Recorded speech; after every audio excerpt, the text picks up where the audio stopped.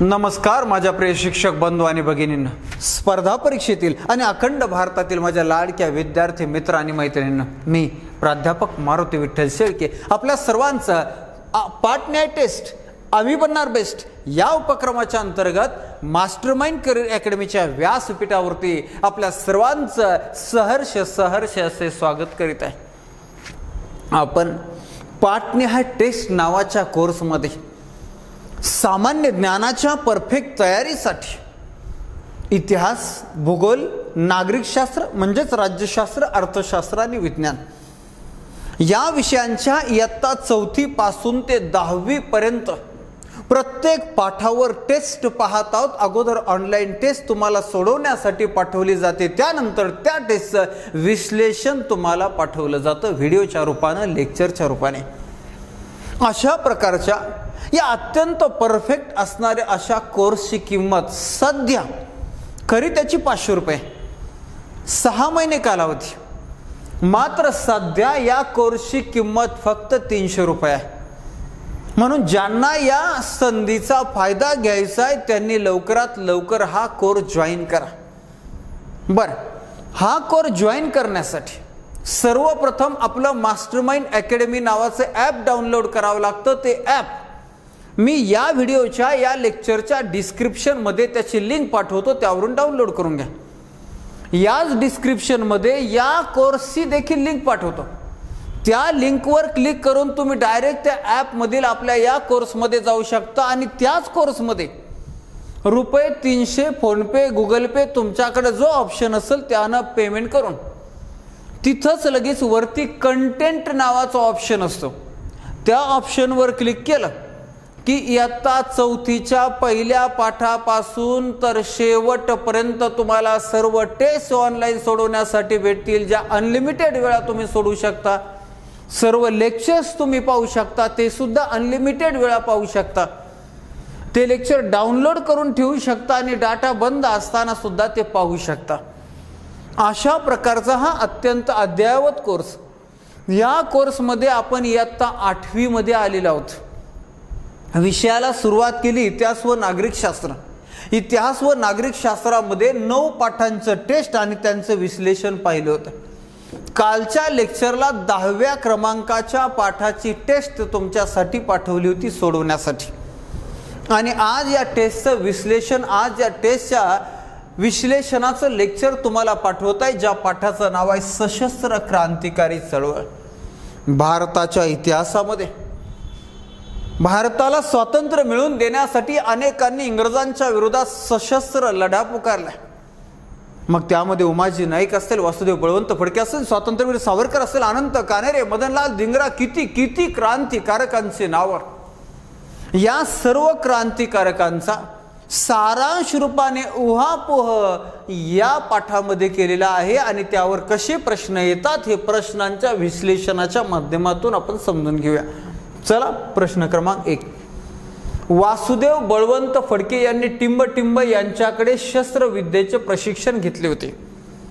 महाराष्ट्रातील सशस्त्र क्रांतीचे जनक म्हणून ज्यांचं नाव घेतलं जातं ते वासुदेव बळवंत फडके।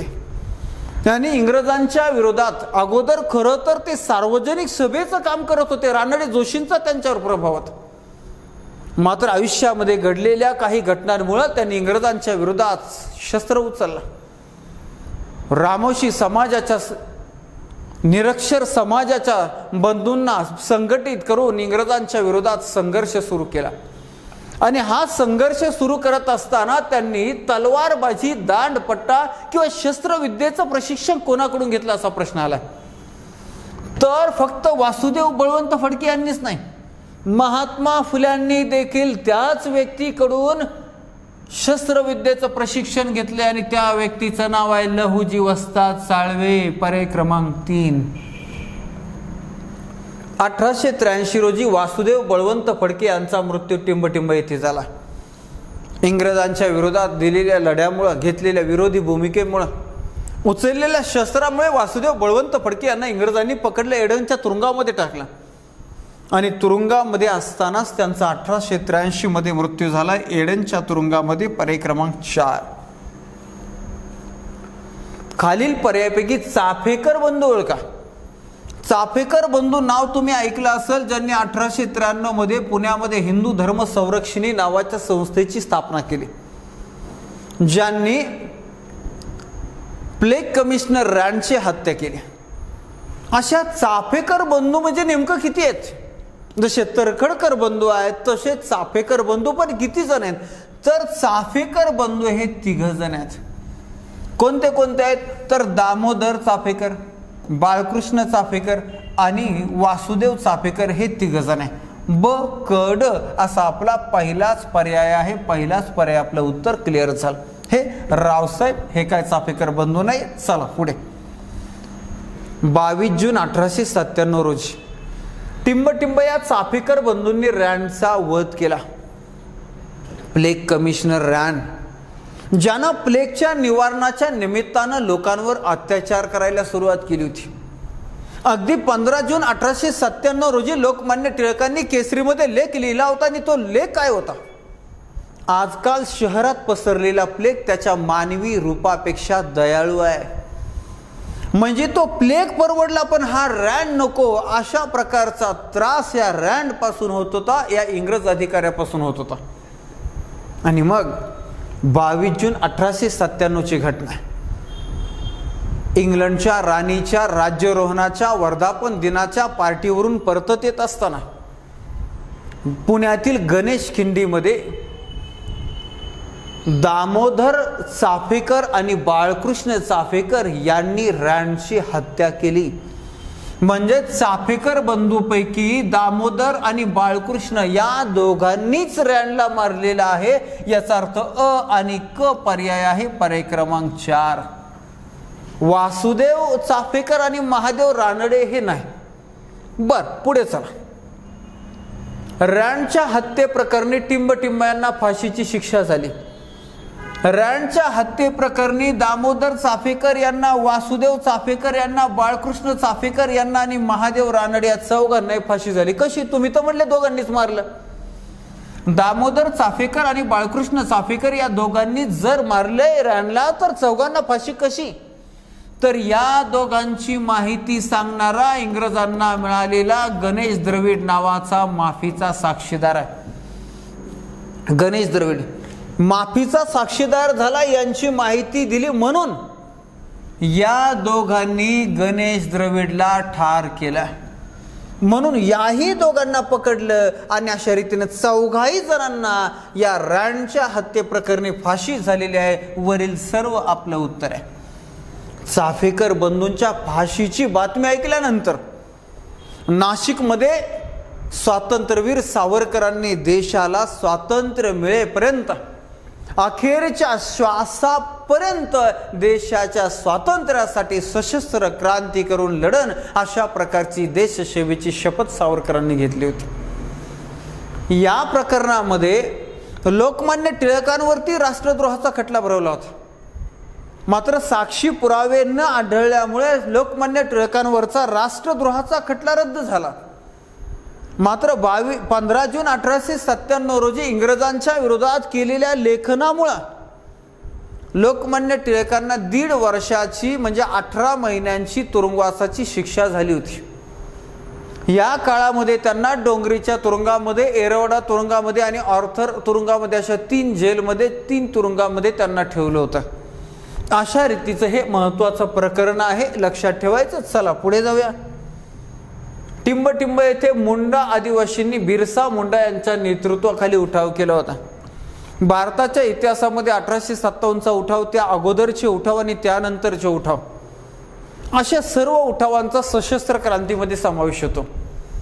यापैकीच एक महत्त्वाचा उठाव आहे जो आदिवासींचा उठाव आहे. कोणत्या आदिवासींचा? तर मुंडा आदिवासींचा उठाव आहे. कोणाच्या नेतृत्वाखाली झालाय? तर बिरसा मुंडा याच्या नेतृत्वाखाली हा उठाव झालाय. पण प्रश्न आहे की कुठं, कोणत्या राज्यामध्ये दिलेल्या पर्यायापैकी? तर बिहार राज्यामध्ये अशा प्रकारचा उठाव झालेला आहे इंग्रजांच्या विरोधात. पर्याय क्रमांक 4. टिंबटिंबमध्ये सावरकरांनी मित्रमेळा ही क्रांतिकारकांची गुप्त संघटना स्थापन केली. ऐका. दिनांक 1 जानेवारी 1900 रोजी, ठिकाण त्यांचं गाव आहे नाशिक मधील भगूर. या ठिकाणी इटलीचा स्वातंत्र्याचा मुक्तिदाता ज्याला म्हणतात तो जोसेफ मॅझिनी.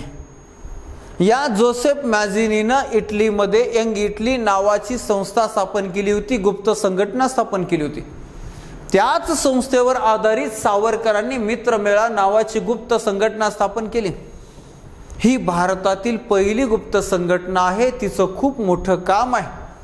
आता या संघटनेबद्दल अजून काही प्रश्न आहेत, ते आपण पुढच्या प्रश्नामध्ये अजून काही विश्लेषण द्यायचे, मात्र ते पुढच्या प्रश्नाच्या वेळेस पाहूयात. चला पुढे. 1904 रोजी मित्रमेळा या संघटनेचे टिंबटिंब असे नामकरण झाले. 1900 साली स्थापन झालेली भगूर या ठिकाणी स्थापन झालेली मित्रमेळा नावाची संघटना आहे. तिचं नामकरण 1904 मध्ये काय झालं असा प्रश्न आहे. तर भारतातील पहिली गुप्त संघटना अभिनव भारत अशा प्रकारचं नाव झालंय, अभिनव भारत. आणि तिचं मुख्यालय आता नाशिकला नेलं गेलं, जिल्ह्याच्या ठिकाणी नेलं गेलं. ओके, पुढे. सावरकरांनी टिंबटिंब या प्रसिद्ध इटालियन क्रांतिकारकाचे चरित्र लिहिले. 1906 ची घटना आहे. लोकमान्य टिळकांच्या शिफारशीमुळे श्यामजी कृष्ण वर्मा यांनी लंडनमध्ये सुरू केलेली छत्रपती शिवाजी महाराजांच्या नावाची स्कॉलरशिप ही सावरकरांना मिळाली. आणि सावरकर 1906 मध्ये उच्च शिक्षणासाठी इंग्लंडला गेले. इंग्लंडला गेल्यानंतर तिथं त्यांनी 1907 मध्ये 1857च्या उठावाचा सुवर्ण महोत्सव साजरा केला. 1908 मध्ये हॉलंडला जाऊन 1857चे स्वातंत्र्य समर नावाचं त्यांचं पुस्तक, ज्याच्यावरती इंग्रजांनी बंदी घातली होती, ते छापलं, प्रकाशित केलं. याच दरम्यानची एक महत्त्वाची घटना आहे. सावरकरांनी त्यांच्या चतुर्भुज नावाच्या एका क्रांतिकारकाकडे 22 पिस्तुले आणि इटलीच्या स्वातंत्र्याचा मुक्तिदाता ज्याला म्हणतात त्या जोसेफ मॅझिनीचं चरित्र लिहून ते भारतामध्ये पाठवलेलं आहे. अशा रीतीनं प्रश्न क्रमांक 9चं पर्याय क्रमांक 2 आपलं उत्तर आहे. इटलीची तलवार ही गॅरिबाल्डीला म्हणतात आणि इटलीच्या स्वातंत्र्याचा मुक्तिदाता जोसेफ मॅझिनीला म्हणतात. लक्षात राहू द्या. पुढे. स्वातंत्र्यवीर सावरकरांचे आत्मचरित्र. खरं तर 1857चे स्वातंत्र्य समर हे सावरकरांचं पुस्तक आहे. हा, फुटके नशिबी आगरकरांचं आत्मचरित्र, आगरकरांचं पुस्तक आहे. माझे जीवन हे काय कोणाचं पुस्तक नाहीये, तर माझी जन्मठेप हे सावरकरांचं आत्मचरित्र आहे. सावरकरांनी लिहिलेलं त्यांचं स्वतःचं चरित्र आहे. सावरकरांना अंदमानच्या तुरुंगात किती वर्ष तुरुंगवास भोगावा लागला पहा. घटना आहे दिनांक 24 डिसेंबर 1910. न्यायालयानं सावरकरांना 50 वर्षाची तुरुंगवासाची शिक्षा फरमावली. त्यावेळेस सावरकर म्हटले होते 50 वर्ष, तोपर्यंत सरकार टिकेल तर ना. आणि खरोखरच तशीच परिस्थिती झाली. त्या अगोदर काय झालं. 1910 रोजी सावरकरांना अंदमान निकोबारची राजधानी, सगळ्यांना माहिती असेल, पोर्ट ब्लेअर या ठिकाणी असणाऱ्या सेल्युलर जेल नावाच्या तुरुंगामध्ये रवाना केले. चांगल्या वागणुकीमुळे या ठिकाणावरून 1920 साली त्यांना स्थलांतरित केलं आणि आत्ताच्या कलकत्त्याच्या अलीपूरच्या तुरुंगामध्ये त्यांना ठेवले. अलीपूरच्या तुरुंगात 1910 ते 1920 म्हणजे अंदमानच्या तुरुंगामध्ये ते किती वर्ष होते. 10 वर्ष होते. पर्याय क्रमांक 2. पुढं तिथल्याही चांगल्या वागणुकीमुळे 1924 मध्ये त्यांना राजकारणात भाग घ्यायचा नाही आणि रत्नागिरी जिल्हा सोडायचा नाही या अटीवर रत्नागिरीला आणलं. रत्नागिरीमध्ये ते 1937 सालापर्यंत होते. जेव्हा 1935च्या कायद्यानुसार 1937 मध्ये सार्वत्रिक निवडणुका झाल्या होत्या. या निवडणुकीच्या माध्यमातून मुंबईमध्ये काँग्रेसचं सरकार आलं होतं आणि बाळ गंगाधर खेर मुख्यमंत्री झाले होते. त्यावेळेस 1937 मध्ये सावरकरांची रत्नागिरीच्या स्थानबद्धतेतून सुटका झाली. अशा रीतीचा सावरकरांचा हा त्यांच्या तुरुंगवासाचा प्रवास जो आहे तो सारांश रूपाने इथं पाहिलाय. चला पुढे जाऊया आपण. 1938 साली टिंबटिंब येथे भरलेल्या मराठी साहित्य संमेलनाचे अध्यक्ष स्वातंत्र्यवीर सावरकर होते. पण 1937 मध्ये त्यांची सुटका झाली आणि लगेच पुढच्या वर्षी 1938 मध्ये मराठी साहित्य संमेलन भरलं होतं. त्याचे अध्यक्ष ते होते. कुठं भरलं होतं तर मुंबईला भरलं होतं. मुंबई. पुढे नाशिकचा जुलमी कलेक्टर जॅक्सन याचा वध कोणी केला? घटना आहे 1909ची. 1909 अभिनव भारत संघटनेच्या कार्याचा षड्य इंग्रजांच्या विरोधातल्या कामाचा इंग्रजांना सुगावा लागला होता आणि म्हणूनच या नाशिकच्या जुलमी कलेक्टरने जॅक्सनने सावरकरांचे मोठे बंधू बाबाराव सावरकर यांना सुद्धा शिक्षा केली आणि म्हणून अभिनव भारत संघटनेचा कार्यकर्ता अनंत कान्हेरे यानं ठरवलं की या जॅक्सनला मारायचं. मग घटना 1909ची नाशिक जिल्ह्यामधली घटना आहे. नाशिक जिल्ह्यामध्ये विजयालय नावाचं जे थिएटर होतं, नाट्यगृह होतं, या नाट्यगृहामध्ये शारदा नावाचं नाटक होतं. हे पाहायला आलेलं असताना त्यांचा मित्र देशपांडे नावाचे एक मित्र आहेत, एक क्रांतिकारक आहेत. कर्वे आडनावाचे एक मित्र आहेत, क्रांतिकारक. या दोघांच्या सहकार्यानं अनंत कान्हेरे यानं जॅक्सनला गोळ्या घालून ठार केले. तर अशा रीतीची एक अत्यंत महत्त्वाची घटना प्रश्न क्रमांक 3च्या माध्यमातून आपल्याला कळली. पर्याय क्रमांक 1 आपलं उत्तर आहे. पुढे न्यायालयाने सावरकरांना एकूण किती वर्षाची सश्रम कारावासाची शिक्षा फरमावली होती तर 50 वर्षाची. आपण पाहिलंच 1910ला 50 वर्षाची दिलेली आहे, म्हणजेच 1960ला खरं तर ती पूर्ण होणार होती. तारीख आहे 24 डिसेंबर आणि म्हणून तर 24 डिसेंबर हा दिवस सावरकरांनी मृत्युंजय दिवस म्हणून साजरा केला. 24 डिसेंबर 1960. त्यावेळेस इंग्रज बी नव्हते, इंग्रज सरकार बी नव्हतं आणि सावरकर कैदेत सुद्धा नव्हते. अशा प्रकारे सावरकर बोलले होते ते इथं खरं ठरलं होतं. चला याच्यानंतरचा पुढचा प्रश्न आहे. टिंबटिंबामध्ये अनुशीलन समिती ही क्रांतिकारी संघटना कार्यरत होती जिचे प्रमुख टिंबटिंब होते व भारताच्या सशस्त्र क्रांतीमध्ये एक अत्यंत महत्त्वाची संस्था आहे. ज्या संस्थेच्या 500हून अधिक शाखा होत्या, संस्था होत्या, ती म्हणजे अनुशीलन समिती. बरं, ही अनुशीलन समिती कोणत्या भागामध्ये कार्यरत होती असा प्रश्न आहे. बंगाल, पंजाब, बिहार. तर त्याचं उत्तर बंगाल प्रांतामध्ये. आणि तिचे प्रमुख कोण होते तर अरविंद घोष यांचे भाऊ प्रमुख होते. त्यांचं नाव आहे बारिंद्र कुमार घोष. म्हणजेच इथं पर्याय क्रमांक 1 आपलं उत्तर. अनुशीलन समितीचे टिंबटिंब येथे बॉम्ब तयार करण्याचे केंद्र होते. ही अनुशीलन समिती बॉम्ब तयार करत होती आणि या अनुशीलन समितीचं बॉम्ब तयार करण्याचं केंद्र जे होतं ते कलकत्ता जवळ होतं, माणिकताळा नावाचं. आपल्या स्पर्धा परीक्षांच्या पुस्तकामध्ये माणिकतोळा दिले, मात्र इयत्ता 8वीच्या टेक्स्ट बुकमध्ये माणिकताळा असं दिलंय. जे तुम्हाला परीक्षेला येईल त्यापैकी तुम्ही अचूक निवडायचे माणिकताळा आपलं उत्तर. 1908 साली टिंबटिंब या अनुशीलन समितीच्या सदस्यांनी किंग्सफोर्ड या न्यायाधीशाला ठार मारण्याचा अयशस्वी प्रयत्न केला. 1908 ची घटना आहे. ज्या प्रकरणाला मुझफ्फरपूर खटला असंही म्हणतात, ज्या प्रकरणामध्ये 1908 साली लोकमान्य टिळकांवर राष्ट्रद्रोहाचा खटला भरवला, 6 वर्षाची मंडालेच्या तुरुंगामध्ये तुरुंगवासाची शिक्षाही भोगावी लागली, अशा प्रकारचं हे प्रकरण आहे. मग या प्रकरणामध्ये कोण होतं? क्रांतिकारक अनुशीलन समितीचे सदस्य आहेत. कुणाला मारण्याचा प्रयत्न केलाय तर किंग्सफोर्ड नावाच्या जुलमी अधिकाऱ्याला मारण्याचा प्रयत्न केलाय, तो अयशस्वी झालाय. खरं तर हा किंग्सफोर्ड बऱ्याच वेळा वाचलाच. अनेक वेळा अनेकांना वाटत असतं बऱ्याच वेळा हा माणूस मारावा, इतका त्रास होतो लोकांना, इतका त्रास देतो, मात्र त्याला काही होत नाही. अगदी आपल्या मराठी भाषेमध्ये जुनी एक म्हण आहे, काय करडीला नाही किडानं वाकट्याला नाही पिडा, असा हा किंग्सफोर्ड. बरं, मग यापैकी कोणत्या क्रांतिकारकांनी हे धाडस केलं होतं तर त्यामध्ये एकाचं नाव आहे खुदीराम बोस आणि दुसऱ्याचं नाव आहे प्रफुल्लचंद चाकी. दुसरा ज्या गाडीवर बॉम्ब टाकला त्या गाडीमध्ये दुसरेच लोक बसले होते, दुसऱ्याच लोकांचा मृत्यू झालाय, हा वाचलाय. मग या प्रकरणामध्ये आपण इंग्रजांच्या तावडीत सापडू नये म्हणून प्रफुल्लचंद चाकी यांनी स्वतःलाच गोळी मारून घेतली होती. खुदीराम बोस यांना मात्र इंग्रजांनी पकडलं आणि त्यांना फाशीची शिक्षा दिली.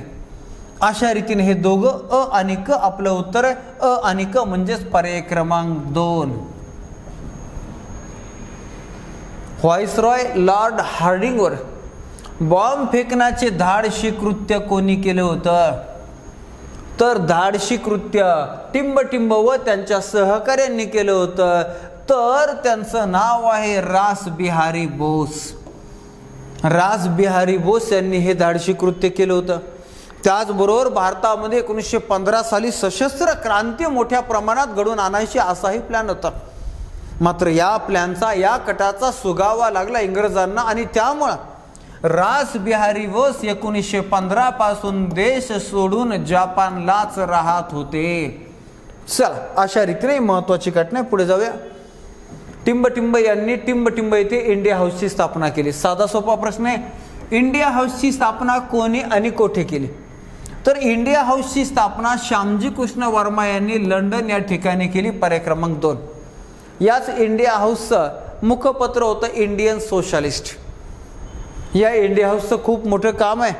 भारतातील तरुणांना उच्च शिक्षणासाठी स्कॉलरशिप देण्याबरोबरच इंग्रजांच्या विरोधात लढा देण्यासाठी प्रेरित करणं, त्यांना मदत करणं, मार्गदर्शन करणं, अशा प्रकारचं फार मोठं काम श्यामजी कृष्ण वर्मा यांच्या इंडिया हाऊस या संस्थेने केले. चला पुढे. मादाम कामा यांनी टिंबटिंब येथे भरलेल्या जागतिक समाजवादी परिषदेत भारताचा ध्वज फडकावला होता. तर भारताचा ध्वज यांनी कोठे, हा प्रश्न. 1907 ची घटना आहे. मादाम भिकाजी कामा यांनी जर्मनीतील स्टुटगार्ट या ठिकाणी भरलेल्या जागतिक समाजवादी परिषदेमध्ये भारताचा ध्वज फडकावला होता. भारताच्या स्वातंत्र्याची मागणी तिथं केली होती. या कारणामुळे त्यांना शिक्षाही भोगावी लागली आणि त्यांनी जो ध्वज फडकावला होता तो ध्वज त्यांनी आणि सावरकरांनी बनवलेला होता. अशा प्रकारची भारताच्या इतिहासातली ही महत्वाची घटना आहे. नेहमीच परीक्षेला विचारली जाते. चला पुढे. मदनलाल धिंगरा या क्रांतिकारकाने कर्जन वायलीला ठार केले. बर, काय लिहिलं मग? टिंबटिंबच्या क्रांतिकारकानं मदनलाल धिंगरा या टिंबटिंबच्या म्हणजे कोणत्या संस्थेच्या क्रांतिकारकाने, कोणत्या संघटनेच्या? India house. India house. Shyamji Krishna Verma यांच्या संघटनेचा हा कार्यकर्ता आहे मदनलाल धिंगरा. याने कर्जन वायलीला ठार मारलेला. मद्रास प्रांतातील वांची अय्यर, लक्षात राहू द्या, या क्रांतिकारकाने टिंबटिंब या ब्रिटिश अधिकाऱ्याला ठार मारले. कोणत्या क्रांतिकारकाने कोणत्या अधिकाऱ्याला ठार मारलं? अशा जोड्या लावा. चुकीची जोडी ओळखा, बरोबर जोडी ओळखा, असे प्रश्न परीक्षेला येतात. आणि मग अगदी तसाच प्रश्न आहे. तर त्यानं ॲश नावाच्या ब्रिटिश अधिकाऱ्याला मारलेले. ॲश. पर्याय क्रमांक 4. लाला हरदयाळ, भाई परमानंद, डॉक्टर पांडुरंग सदाशिव खानकोज हे क्रांतिकारक टिंबटिंब येथील टिंबटिंब या संघटनेचे नेते होते. अगदी लाला हरदयाळ म्हटलं की आपल्याला लगेच लक्षात यायला पाहिजे. मात्र हे दुसरेही 2 क्रांतिकारक लक्षात ठेवायचे. आता भाई परमानंद आणि डॉक्टर पांडुरंग सदाशिव खानकोज यांनी कोणत्या संस्थेची? टिंबटिंब येथील टिंबटिंब या संघटनेची. तर अमेरिकेमध्ये, परंतु कोणत्या? अमेरिकेमध्ये गदर नावाच्या संस्थेची स्थापना केली होती. अमेरिका आणि कॅनडा या 2 ठिकाणीही गदर पार्टीचं काम चालायचं, गदर संस्थेचं काम चालायचं. इथं पाऱ्यामध्ये कॅनडा नाही, फक्त अमेरिका, म्हणून अमेरिका गदर पार्टी. ओके, चला पुढे जायचं. गदर या संघटनेचे मुखपत्र कोणते होते? गदर या संघटनेचे मुखपत्र होते गदर हेच याच नावाचं मुखपत्र आहे, वृत्तपत्र आहे आणि गदर नावाची संस्था आहे, संघटना आहे. दोन्ही लक्षात ठेवायचं. आता तुम्हाला गदर म्हटलं की सनी देओल आणि अमिषा पटेल ना, हे वेगळं आहे, ते वेगळं आहे, चित्रपट वेगळा. चला पुढे. वीरेंद्रनाथ चट्टोपाध्याय, भूपेन दत्त आणि हरदयाळ यांनी टिंबटिंब येथे ब्रिटिश विरोधी योजना आखल्या. या क्रांतिकारकांची नावं लक्षात राहू द्या. वीरेंद्रनाथ चट्टोपाध्याय, भूपेन दत्त आणि हरदयाळ यांनी टिंबटिंब येथे इंग्रजांच्या विरोधात योजना आखल्या. असा प्रश्न आहे. तर यांनी जर्मनीतील बर्लिन या ठिकाणी इंग्रजांच्या विरोधात योजना आखल्या. पर्याय क्रमांक 3 उत्तर. 1915 मध्ये महेंद्र प्रताप बरकतुल्ला व ओबितुल्ला सिंधी यांनी टिंबटिंब मध्ये स्वतंत्र भारताच्या हंगामी सरकारची स्थापना केली. पहिली गोष्ट तुम्हाला सांगतो, स्वतंत्र भारताच्या हंगामी सरकारलाच जी 1915 मध्ये स्थापन केली होती तिला आझाद हिंद फौज असंच म्हणतात. आझाद हिंद फौज. टोकियोमध्ये, जपानमधील टोकियो या ठिकाणी रासबिहारी बोस यांनी 1942 मध्ये आझाद हिंद सेनेची स्थापना केली. 1943 मध्ये सिंगापूर या ठिकाणी नेताजी सुभाषचंद्र बोस यांनी आझाद हिंद सरकारची स्थापना केली. आणि सेम अशाच प्रकारचं नाव आहे 1915 मध्ये आझाद हिंद फौजेची स्थापना कोणी? राजा महेंद्र प्रतापसिंह बरकतुल्ला आणि ओबितुल्ला यांनी केलेले.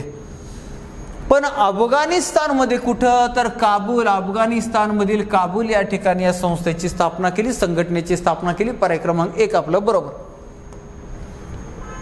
टिंबटिंब रोजी काकोरिया उत्तर प्रदेशातील रेल्वे स्टेशनवर सरकारी खजिना क्रांतिकारकांनी लुटला. कोणत्या दिवशी काकोरी कट झाला असा प्रश्न आहे. ज्या काकोरी कटामध्ये सरकारचा खजिना लुटला गेला. तर साधी सोपे बघा, 3 कट तुम्हाला नेहमी येतात, तर ते असं लक्षात ठेवायचे कामाचे. म्हणजे काकोरी कट, मिरत कट, चितगाव कट, तसे भरपूर कट आहे. लाहोर कट आहे, माणिकतोळा कट आहे, असे खूप आहे. मात्र हे 3 नेहमी परीक्षेला विचारले जातात. 1925, 1928, 1930 असे यांची साल आहे. बर, यातलं मग काकोरी कट म्हणजे 1925 चा कट. 1925 2 पर्याय आहेत, त्यापैकी कुठला? तर लक्षात राहू द्या, 9 ऑगस्ट 1925 पर्याय क्रमांक 2. 4 9 ऑगस्ट 1925 रोजी काकोरी कट घडलाय. आता या काकोरी कटामध्ये अजून काही प्रश्न आहेत, ते पुढच्या प्रश्नामध्ये, पुढच्या विश्लेषणात आता पाहणार. काकोरी खटल्यात टिंबटिंब यांना फाशीची शिक्षा झाली. तर अगोदर पाहूया काकोरी कटामध्ये कोण कोण सहभागी होता. अशफाकुल्ला खान होते, रामप्रसाद बिस्मिल होते, रोशन सिंग होते, चंद्रशेखर आझाद होते, राजेंद्र लाहेरी होते. अशा रीतीने सर्वच होते. मात्र प्रश्न सहभागी कोण होते हे नाही प्रश्न विचारलाय. फाशीची शिक्षा कोणाकोणाला झाली? तर चंद्रशेखर आझाद सोडता सर्वांना फाशीची शिक्षा झाली. म्हणजे अ ब क ई पर्याय क्रमांक 3. चंद्रशेखर आझाद इंग्रजांच्या हाती लागलेच नाही. त्यांनी बालपणी जे खोटं नाव इंग्रजांना सांगितलं होतं की माझं नाव चंद्रशेखर आझाद आहे, ते आझाद त्यांनी शेवटपर्यंत आझादच ठेवलं. चला पुढे. चंद्रशेखर आझाद, भगतसिंग, राजगुरू, सुखदेव या क्रांतिकारकांनी टिंबटिंब येथे हिंदुस्थान सोशलिस्ट रिपब्लिकन असोसिएशन या संघटनेची स्थापना केली. तर या क्रांतिकारकांनी या संस्थेची स्थापना कुठे केली असा साधा सोपा प्रश्न आहे. तर त्या प्रश्नाचं उत्तर आहे दिल्ली. दिल्लीमध्ये या संस्थेची स्थापना केली, विसरायचं नाही. या संस्थेच्या वेगळ्या वेगळ्या कामासाठी शाखा तयार केल्या होत्या, ब्रांचेस तयार केले होते, भाग पाडले होते. आणि एका ब्रँचकडे, एका शाखेकडे एक विशिष्ट प्रकारचं काम असायचं. त्यावरच एक प्रश्न आहे, हिंदुस्थान सोशलिस्ट रिपब्लिकन आर्मी चे प्रमुख कोण होते? तर शस्त्र गोळा करणं, त्याचं नियोजन करणं, अशा प्रकारचे कामं ही संस्था करत होती. आणि या संस्थेचं प्रमुख पद होतं, नेतृत्व होतं चंद्रशेखर आझाद यांच्याकडे. पुढे. लाला लजपतराय यांच्या मृत्यूचा बदला क्रांतिकारकांनी टिंबटिंबला गोळ्या घालून घेतला. तर आपण सुरुवात करू 30 ऑक्टोबर 1928 पासून. सायमन कमिशनमध्ये एकही भारतीय सदस्य नसल्या कारणानं भारतामध्ये सायमन कमिशनला विरोध केला जात होता. सायमन गो बॅक, सायमन परत जा, काळे झेंडे दाखवले जात होते. आणि लाहोरमध्ये 30 ऑक्टोबर 1928 रोजी रेल्वे स्टेशनवर रेल्वेनं सायमन कमिशन येणार होतं. त्या सायमन कमिशनवर बहिष्कार टाकण्यासाठी विशेषतः विद्यार्थ्यांचा फार मोठा मोर्चा निघाला होता. त्या मोर्चाचं नेतृत्व लाला लजपतराय करत होते. त्यावेळेस पंजाबचा गव्हर्नर होता स्कॉट. या स्कॉटनं शेवटी लाठीचार्जचा आदेश दिला होता. किंवा त्याच्या हाताखालचा जो अधिकारी होता सॉन्डर्स, त्याला काही पुस्तकामध्ये सँडर्स असंही म्हटलंय. हा मोर्चा दडपून टाकण्याचे अधिकार आणि जबाबदारी या सॉन्डर्सवर स्कॉटने दिली होती.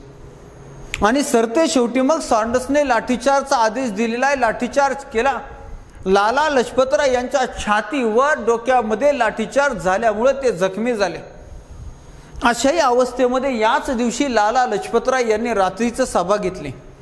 त्या सभेमध्ये या सगळ्या दडपशाहीचा निषेध करत असताना त्यांनी एक वाक्य बोललं होतं. माझ्या शरीरावर झालेला एक एक लाठीचार्ज, लाठी हल्ला म्हणजे ब्रिटिश साम्राज्याच्या शवपेटीवर ठोकलेला एक एक खिळा असेल. आणि दुर्दैवानं लाला लजपतराय त्यातून बाहेर आले नाही, जखमी झाले होते. आणि दिनांक 17 नोव्हेंबर 1928 रोजी लाहोर याच ठिकाणी त्यांचा मृत्यू झाला. आणि मग त्यांच्या मृत्यूचा बदला लाहोर कटामध्ये बरोबर 1 महिन्यानं म्हणजे 17 डिसेंबर 1928 रोजी चंद्रशेखर आझाद, भगतसिंग, सुखदेव, राजगुरू यांनी मिळून घेतलाय. त्याला लाहोर कट म्हणतात. आणि यामध्ये खरं तर त्यांनी प्लॅन केला होता स्कॉटला मारायचं. मात्र स्कॉट ऐवजी मारला गेला सॉन्डर्सच. दुसऱ्या दिवशी पेपरला आल्यावर कळलं की अरे सॉन्डर्स मेलाय. पण म्हणले काय अडचण नाही, लाठीचार्ज त्यानंच केला होता. अशा रीतीनं सॉन्डर्सला मारून लाला लजपतराय यांच्या हत्येच्या मृत्यूचा बदला घेतलेला आहे. चला, टिंबटिंबा यांनी मंत्री मध्यवर्ती विधिमंडळात बॉम्ब टाकले. हे लाहोर कट झाल्यानंतर पब्लिक सेफ्टी बिल सारखं जाचक बिल विधिमंडळामध्ये पास होणार होतं.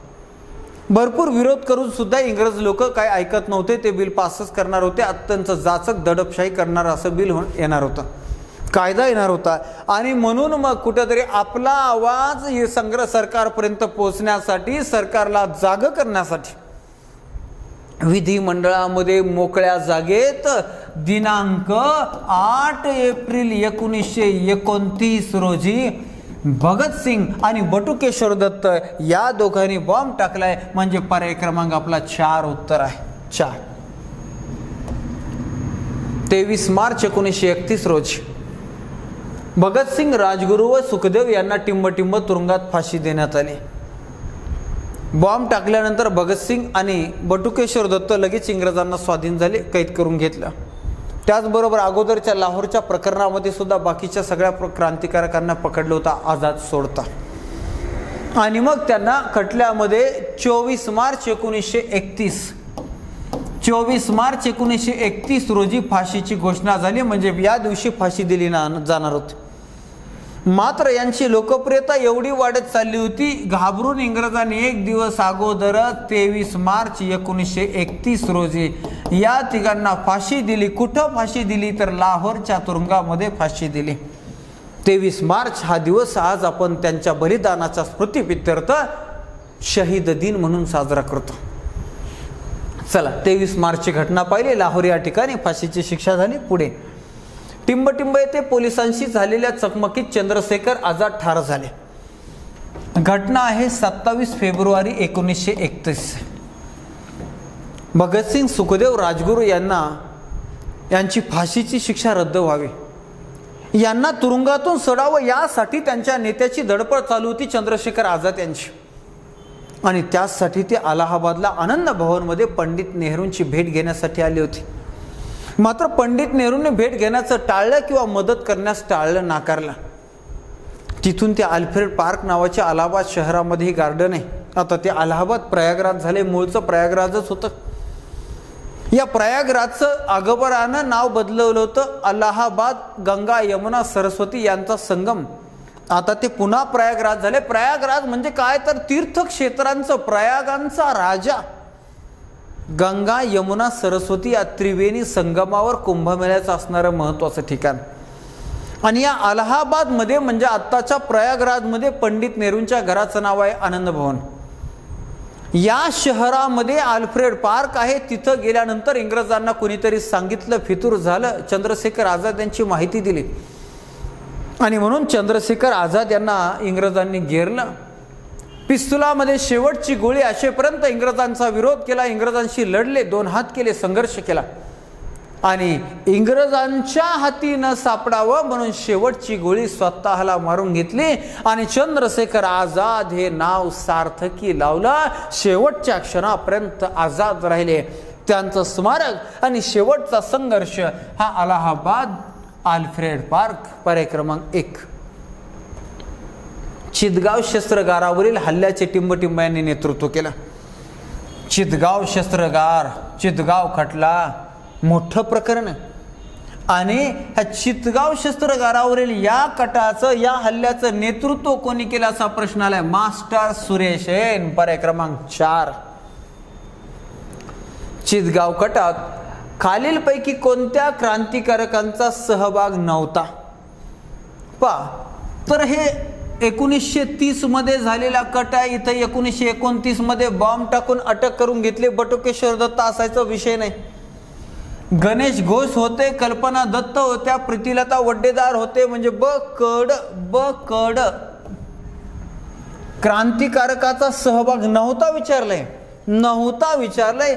बकडचा होता, बटुकेश्वर दत्त यांचा एकट्याचा नव्हता. म्हणजे इथं पर्याय क्रमांक वरील पैकी नाही, फक्त असा पर्याय इथं नाहीये, म्हणून वरील पैकी नाही, नाही. या टिंबटिंब या शाळकरी मुलीने किंवा मुलींनी जिल्हा न्यायाधीशांना ठार केले. तर जिल्हा न्याय क्रांतिकारी आंदोलनामध्ये ही एक महत्वाची घटना आहे. न्यायाधीशालाच ठार केलंय आणि कुणी? शांती घोष आणि सुनीती चौधरी या 2 शाळकरी मुलींनी मारलेले. म्हणजे आणि पर्यायामध्ये पर्याय क्रमांक 4. बिनादास या युवतीनं टिंबटिंब या विद्यापीठाच्या पदवीदान समारंभात गव्हर्नरवर गोळ्या झाडल्या. पदवीदान समारंभामध्ये गव्हर्नरवरच गोळ्या झाडल्या होत्या. तर कुठल्या? कलकत्ता, पर्याय क्रमांक 3. 39. पंजाबमध्ये टिंबटिंब यांनी ब्रिटिश सरकार विरोधी उठावाचे आयोजन केले. पर गुरु गोविंद सिंह पाहिलं तर ते मोगलांच्या काळामध्ये, त्यावेळेस ब्रिटिशांचं फार राज्य नव्हतं. म्हणजे हे तर नाही. गुरु अर्जुन देव तर त्यांच्याही अगोदरचे आहेत. गुरु गोविंद सिंह 10वे आहेत, गुरु अर्जुन देव 5वे आहेत. ज्या गुरु अर्जुन देव यांना जहांगीर बादशहानं मृत्यूदंडात शिक्षा दिली. म्हणजे 2 पर्यायाने राहिला तर राजा दिलीप सिंह याला 1840 मध्ये हा गादीवर बसलाय. राजा रणजित सिंहाच्या मृत्यूनंतर राजा दिलीप सिंहला दलीप सिंह असंही म्हणतात. आणि 1849 रोजी इंग्रजांनी लॉर्ड डलहौसीने पंजाब साम्राज्याला म्हणजे शिखांना पराभूत करून पंजाब ब्रिटिश साम्राज्यात विलीन केलं. या दिलीप सिंहला इंग्लंडला पाठवलं. म्हणजे हे सुद्धा उत्तर नाही. राहिलं एकच, रामसिंह कुका. ज्या रामसिंह कुका यांनी नामधारी पंथाची स्थापना केली होती. गुरु गोविंद सिंह यांनी खालसा पंथाची स्थापना केली होती. म्हणजे लष्कर उभारलं होतं, यांनी नामधारी पंथाची स्थापना केली. नामधारी पंथानं म्हणजेच रामसिंह कुका यांनी केलेल्या आंदोलनाला कुका आंदोलन म्हणतात. भारताच्या इतिहासामध्ये गाजलेले हे कुका आंदोलन. या आंदोलनामध्ये 68 क्रांतिकारकांना इंग्रजांनी पकडलं होतं. या 68 पैकी 50 जणांना तोफेच्या तोंडी दिलं होतं. उरलेल्या 18 जणांना फाशीची शिक्षा झाली होती. अशा रीतीचं हे कुका आंदोलन हिंदुस्थानच्या इतिहासातलं मोठं आंदोलन आहे, मोठं बलिदान आहे. पुढे ओके इयत्ता 8वी विषय इतिहास व नागरिकशास्त्र आणि पाठ क्रमांक 10 सशस्त्र क्रांतिकारी चळवळ. ज्या पाठावर ज्या धड्यावर 39 प्रश्न आले होते त्या प्रश्नांचं विश्लेषण आपण योग्य पद्धतीनं पाहिलेले. अशाच प्रकारच्या विश्लेषणाचा हा प्रवास आपण इयत्ता 10वी शक्य झाल्यास 11वी 12वी पर्यंत जाणार आहोत. मात्र या विश्लेषणामध्ये या लेक्चरमध्ये इथंच थांबूया. धन्यवाद. Thank you very much.